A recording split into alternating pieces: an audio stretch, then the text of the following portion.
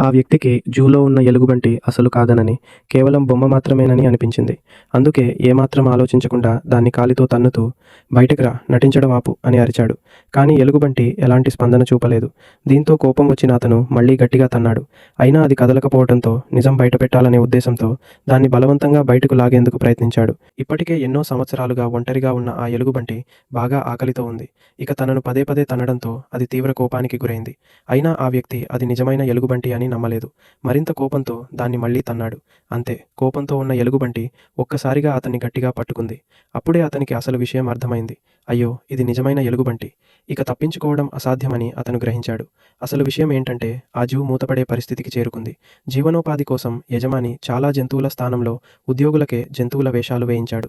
వాళ్ళు చేసే వినోదభరితమైన ప్రదర్శనలు సోషల్ మీడియాలో వైరల్ అవడంతో జూకు మళ్ళీ భారీగా సందర్శకులు రావడం ప్రారంభించారు. కానీ ఈ విషయం తెలుసుకున్న కొందరు నిజం బయటపెట్టాలని నిర్ణయించుకున్నారు. వాళ్ళు ఒక్కో జంతువు దగ్గరకు వెళ్లి వాటి మాస్క్లను తీసేయడం ప్రారంభించారు. అలా చూస్తే చాలా వరకు జంతువులు నిజానికి మనుషులే అని బయటపడింది. చివరగా వారు ఎలుగుబంటి వద్దకు చేరుకున్నారు. అది కూడా నకిలీ ఎలుగుబంటేనని అనుకుని ఆ వ్యక్తి ధైర్యంగా గుంతలోకి దూకేశాడు. కానీ దిగిన వెంటనే అది నిజమైన ఎలుగుబంటి అని తెలుసుకున్నాడు. ప్రాణాలు కాపాడుకోవడానికి పారిపోవాలని ప్రయత్నించినా అప్పటికే కోపంతో ఊగిపోతున్న ఎలుగుబంటి అతనిపై దాడి చేసింది.